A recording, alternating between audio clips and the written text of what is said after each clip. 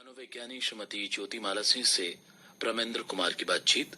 विषय है मानसिक स्वास्थ्य समस्याएं और समाधान।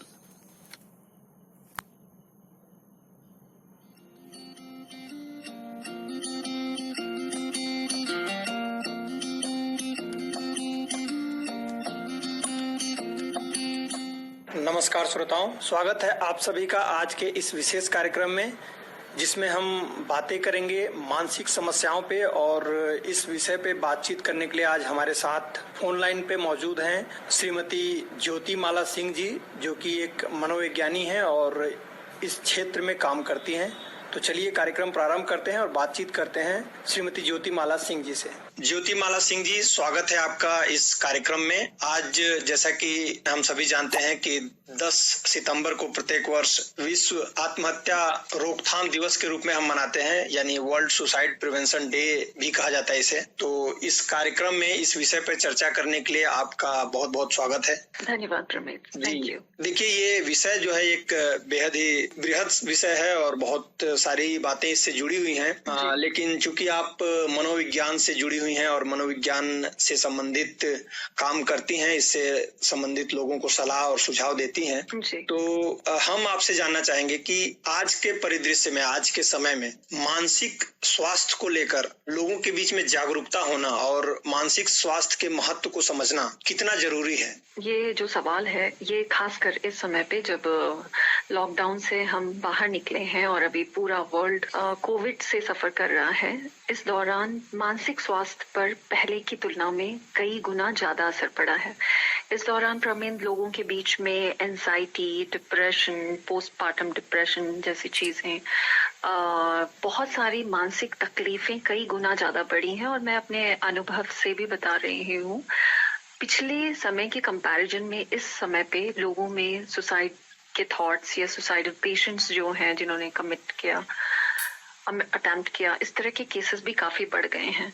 तो इस टॉपिक पे बात करना हमारे लिए बहुत जरूरी है कि हम अपने मानसिक स्वास्थ्य और अपने ऊपर किस तरह से काम करें, और मानसिक स्वास्थ्य पे लोगों के बीच अवेयरनेस को बढ़ाना बहुत और बहुत जरूरी इस समय के माहौल में, और पहले तो था ही, अभी और ज्यादा जरूरी हो चुका है। ज्योतिमाला जी, कहीं ना कहीं अगर हम आजकल के परिदृश्य में देखें और अपने बीते हुए कल को देखें, तो मानसिक स्वास्थ्य और मनोविज्ञान के संबंध में लोगों में कुछ हद तक जागरूकता तो आई है, लेकिन इस तरह की समस्याएं जो आती हैं, उससे लोग सामने लाकर रख सकें और उसको पहचान सकें, उसके बारे में बातें कर सकें। तो आपको क्या लगता है कि हम उस मुकाम तक कैसे पहुंच सकते हैं? सबसे पहले अवेयरनेस पे आपने जो बात की, ये वाकई में अभी पिछले कई महीनों से इस चीज पे काफी बात हो रही है, लोग अवेयर भी हो रहे हैं। पर सबसे इम्पोर्टेंट जो चीज है वो है इस चीज को एक्सेप्ट करना। इसे स्टिग्मा, जो हम सोशल स्टिग्मा की तरह लेते हैं मानसिक स्वास्थ्य को, उस चीज को हर इंडिविजुअल इंसान को समझना होगा कि शरीर जिस तरह से बीमार पड़ता है, उसी तरह से हमारा मन भी बीमार पड़ता है। इस अवेयरनेस के साथ, और ये सामाजिक रूप से इसे स्वीकार करना भी इसलिए जरूरी है क्योंकि बिकॉज ऑफ स्टिग्मा कई बार लोग उस तकलीफ में लंबे समय तक गुजरते हैं, पर साइकियाट्रिक या साइकोलॉजिस्ट के पास अपना ट्रीटमेंट या अपने इलाज के लिए नहीं जाते हैं। लोगों की ज्यादातर छोटी जगहों में और कस्बों में देखेंगे ऐसी मानसिकता होती है कि दवाइयों पे डिपेंड हो जाएंगे या हम निर्भर हो जाएंगे। लोग इस तरह की दवाइयों के साथ पूरी तरह से सुस्त हो जाते हैं, वो और कुछ करने लायक नहीं बचते हैं। तो ये जो नेगेटिव मिथ्स हैं, इन मिथ्स को खत्म करना लोगों के बीच बहुत जरूरी है। सबसे इम्पोर्टेंट जो चीज है वो इस फील्ड में एक्सेप्टेंस है, जो हर इंडिविजुअल के लिए मैं कहूंगी, किसी को जरूरत है तो इस चीज को स्वीकार करना कि हाँ, ये प्रॉब्लम है और हमें मदद की जरूरत है। जी ज्योतिमाला जी, आपने उपचार की भी बात की, मदद की बात की, एक प्रोफेशनल किसी काउंसलर से या मनोविज्ञानी से, लेकिन ये सारी बातें तब आती हैं जब इंसान ये पहचान ले या इसको इसकी ज्ञान हो जाए कि वो डिप्रेशन में है या किसी मानसिक रोग से ग्रसित है। तो कई दफे हमको पता ही नहीं होता है कि हम इस तरह की समस्याओं से जूझ रहे हैं, या हमारे फैमिली को या उस व्यक्ति के आसपास रह रहे लोगों को ये बातें पता ही नहीं होती हैं और वो इसको किसी और रूप में लेते हैं, इस तरह की समस्याओं को। तो कैसे पता चले एक व्यक्ति को जो इससे ग्रसित है या उसके परिवार के लोगों को कि ये मानसिक समस्या है और इसका इलाज भी हो सकता है? तो क्या कुछ सिम्टम्स होते हैं, परिवार की क्या भूमिका हो सकती है ऐसे समय पे?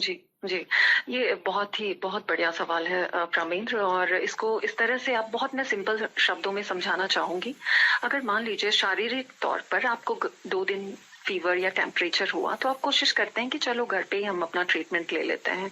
आपको पेट में दर्द है या फिर थोड़ी बहुत तकलीफ हुई, सिर में दर्द हुआ, बाकी की प्रॉब्लम्स हुई, तो आप फिजिकल ट्रीटमेंट सोचते हैं नहीं, कुछ समय के बाद घरेलू नुस्खे और ऑल दैट इन चीजों के थ्रू वर्क करते हैं, और वो अगर आप ठीक हो गए तब आप डॉक्टर तक नहीं पहुंचते हैं। लेकिन अगर वही प्रॉब्लम हफ्ते, 2 हफ्ते, 3 हफ्ते लगातार बनी हुई है और आपको आराम नहीं मिल रहा है, तो आप डॉक्टर को अप्रोच करते हैं। सेम उसी तरह से मन का दुखी होना, एक बहुत ज्यादा एक्साइटमेंट कई बार फील होना, कई बार सेल्फ हार्म के थॉट्स आना, या कई बार कुछ आवाजें सुनाई दे देना या डर लगना, इस तरह की चीजें कभी कभार वंस इन अ वाइल अगर आपने अनुभव की हैं, तो इसमें कोई प्रॉब्लम नहीं है। प्रॉब्लम तब होती है जब वो चीज लगातार 2 हफ्तों तक आप महसूस कर रहे हैं और वो 2 हफ्तों से लेकर के 2 महीने तक बनी हुई है और आप 90% उन चीजों के साथ स्ट्रगल कर रहे हैं। तो कई बार अगर 2 हफ्ते से हम स्ट्रगल कर रहे हैं, सैड हैं, लो फील कर रहे हैं, हमें भूख नहीं लग रही, हम किसी से बात नहीं कर रहे हैं, हम अकेले रह रहे हैं, या हम कुछ इस तरह की एक्टिविटीज कर रहे हैं जो कि घर वालों को देखकर थोड़ा सा अजीब लग रहा है, बट उसके बाद भी वो एक्सेप्ट नहीं कर पाते। तो अगर लंबे समय तक आप 10 से 12 दिन हो गए हैं और वो 2 महीने 3 महीने आप चीजों को महसूस कर रहे हैं या आपके घर का कोई इंसान महसूस कर रहा है, तो उसे डॉक्टर की मदद के लिए लेकर जाएं, साइकाट्रिस्ट से मिलें, किसी भी थेरेपिस्ट से मिलें और उसे डॉक्टर से इंट्रोड्यूस कराएं कि इस तरह की प्रॉब्लम घर पर आप उसके ट्रीटमेंट या उसे समझाने की कोशिश ना करें। जी हाँ, ज्योतिमाला जी, देखिए ये विषय इतना बृहद है और जब भी हम आपसे इस विषय पे बातें करते हैं तो ये लगता है कि कभी खत्म ही नहीं होगा, और इतने सारे सवाल हैं, इतने सारे दुविधाएं हैं कि आपसे पूछते ही रहने का मन करता है, लेकिन हमारे श्रोताओं के मनोरंजन का भी हमें ख्याल रखना होता है। तो इस विषय पे और भी बातें करने से पहले एक प्यारा सा गीत अपने श्रोताओं को सुना देते हैं, एक मोटिवेशनल सॉन्ग। जी जी।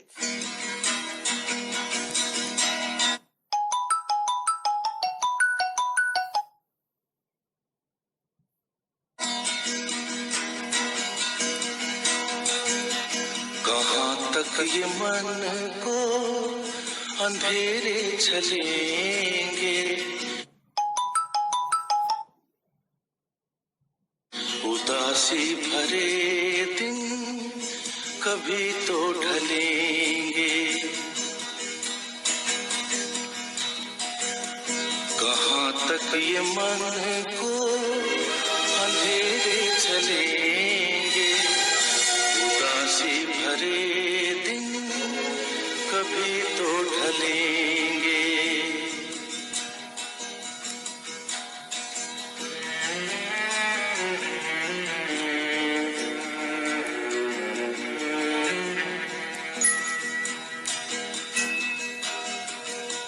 कभी सुख कभी दुख, यही जिंदगी है। ये पतझड़ का मौसम घड़ी तो घड़ी है, ये पतझड़ का मौसम घड़ी तो घड़ी है। नए फूल कल फिर डगर में खिलेंगे, उदासी भरे दिन कभी तो ढलेंगे।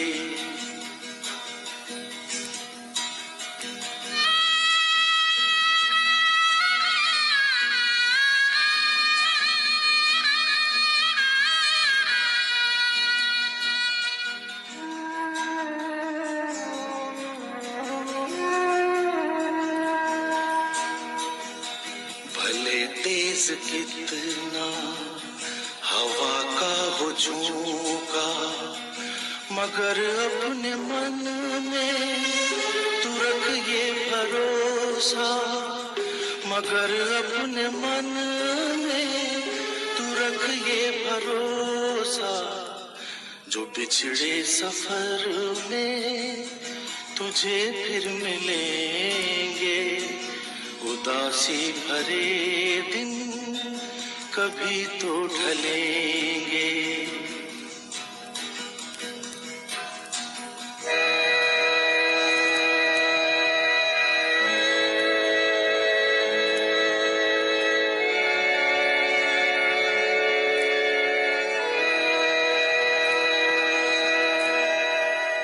कहे कोई कुछ भी मगर सच यही है, लहर प्यार की जो कहीं उठ रही है, लहर प्यार की जो कहीं उठ रही है, उसे एक दिन तो किनारे मिलेंगे, उदासी भरे दिन कभी तो ढलेंगे।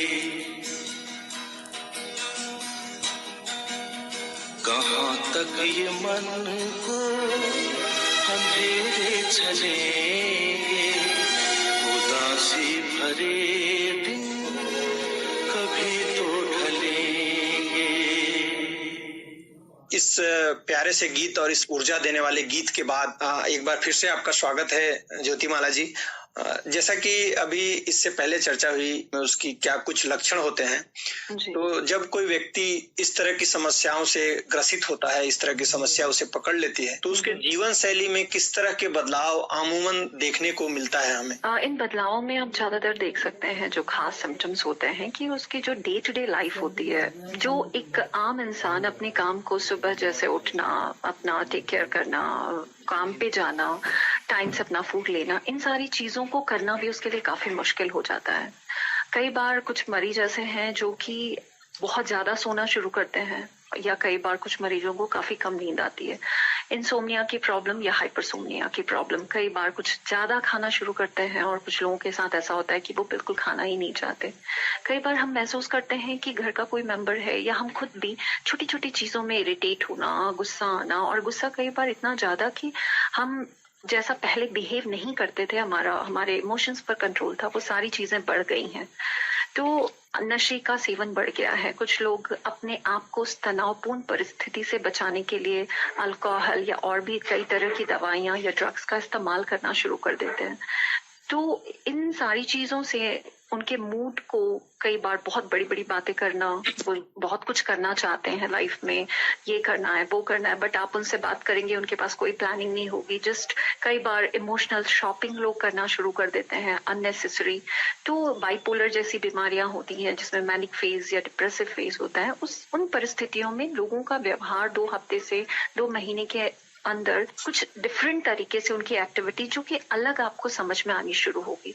तो इस तरह की परिस्थितियां अगर आप देख रहे हैं मरीज में, तो उसे डॉक्टर तक या किसी एक्सपर्ट से जरूर मिलवाएं। ज्योतिमाला जी, आज वर्ल्ड सुसाइड प्रिवेंशन डे है, और जब सुसाइड की बात आती है, आत्महत्या की बात आती है, तो ये एक बहुत ही विकराल समस्या है जो आज के समय में हम झेल रहे हैं इसको। ये जो सुसाइड, आत्महत्या से जुड़ी हुई समस्याएं हैं, ये मानसिक स्वास्थ्य का क्या असर है इस पे, और मानसिक स्वास्थ्य किस रूप से जुड़ा हुआ है इस समस्या से? देखिए प्रवीण, अमेरिकन एसोसिएशन साइकियाट्री ये बताता है कि 90% जो सुसाइड होते हैं उसका कारण सिर्फ और सिर्फ मानसिक रोग होते हैं। सिर्फ हम इस चीज को आइडेंटिफाई नहीं कर पाते हैं क्योंकि वो मॉडरेट लेवल पे होते हैं, और हम समझ नहीं पाते कि मरीज कहीं ना कहीं डिप्रेशन या बाइपोलर का शिकार है, और एक छोटी सी एक्टिविटी या एक छोटी सी घटना भी उन्हें प्रोवोक कर देती है खुद को नुकसान पहुंचाने के लिए।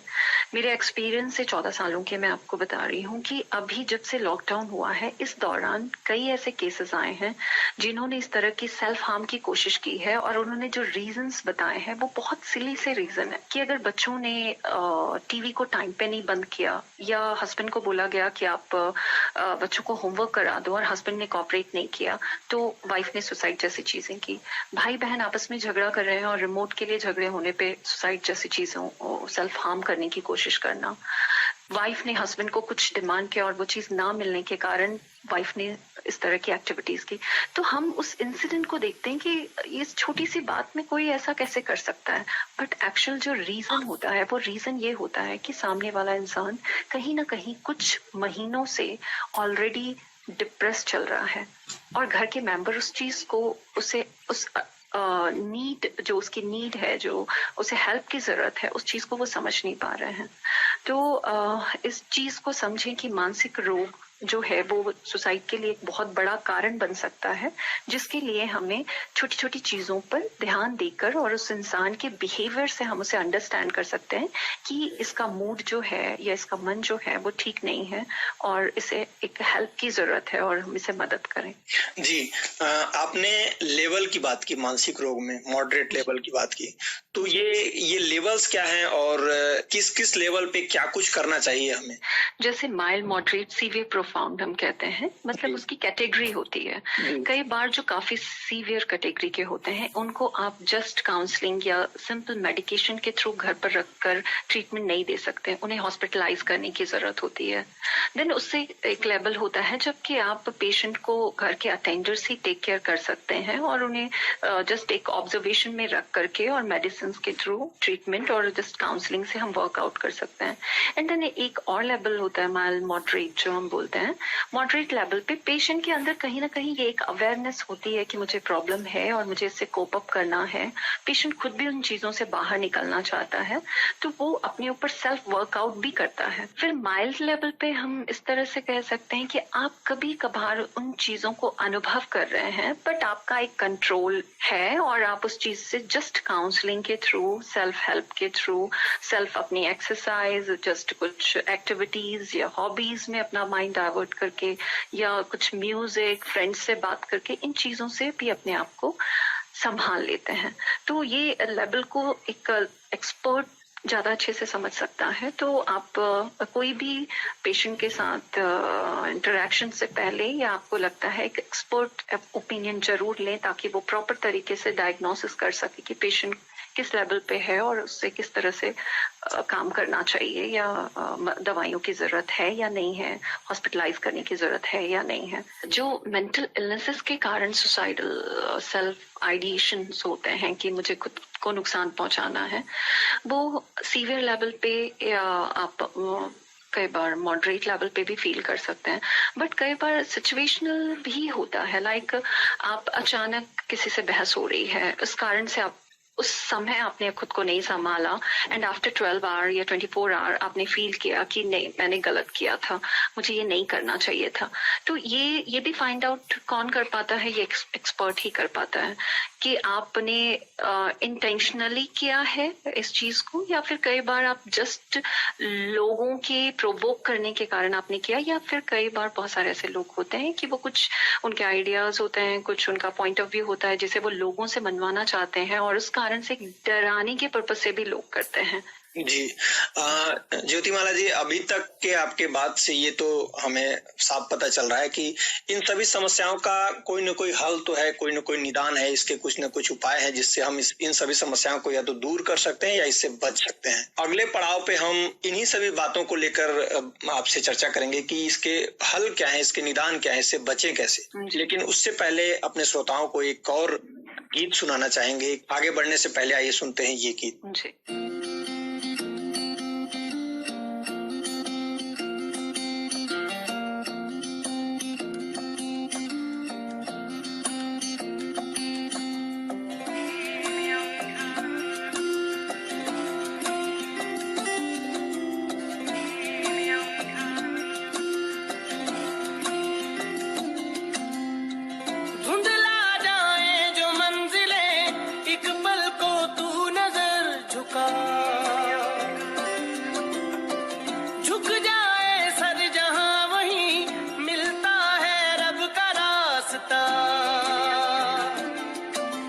किस्मत तू बदल दे, रख हिम्मत बस चल दे, तेरे साथी मेरे कदमों के है निशान।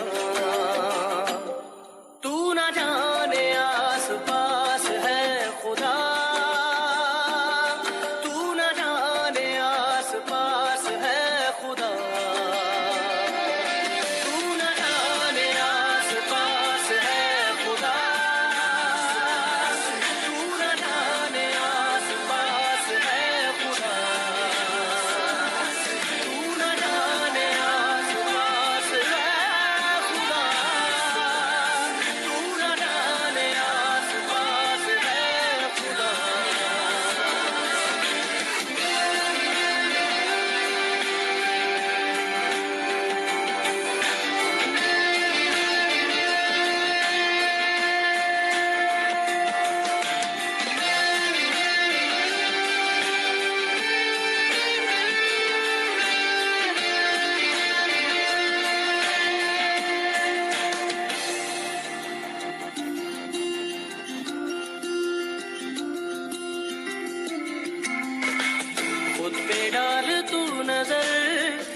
हालातों से हार कर कहाँ चला रे, हाथ की लकीर को मोड़ता मरोड़ता है हौसला रे, तो खुद तेरे ख्वाबों के रंग में तू अपने जहां को भी रंग दे, कि चलता हूँ मैं तेरे संग में, हो शाम भी तो क्या जब होगा अंधेरा, तब पाएगा दर मेरा, उस दर पे फिर होगी तेरी सुबह।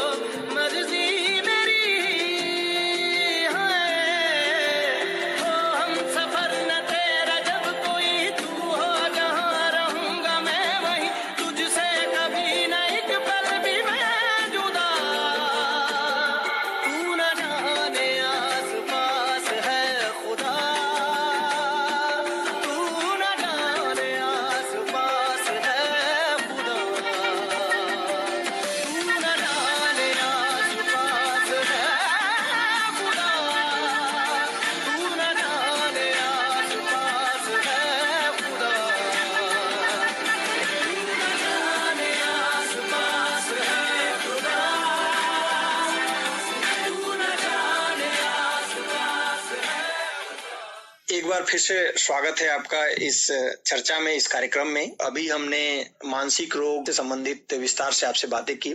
अब इसके उपचार, इसके बचाव और इसके इलाज के संबंध में बातें करेंगे। अभी आपने कुछ देर पहले बताया था कि ये जो महामारी का दौर है, इसके चलते जो लॉकडाउन हम झेल रहे हैं, अभी तो काफी कुछ खुलने के कतार में आ गया है, तो इस दौरान जो तनाव की स्थिति पैदा हुई, जो इससे समस्याएं हुई, तो इस दौरान हुई समस्याओं से निपटारा पाने के लिए, क्योंकि इस दौरान कुछ अलग तरह की परिस्थितियां थी और इससे समस्याएं बढ़ी, और उन समस्याओं से किस तरह से निपटारा पाए? जी देखिए, अभी जो आर्थिक रूप से समस्या आई है, घर में रहने के कारण कई घरों में वायलेंस बहुत ज्यादा बढ़ गया है।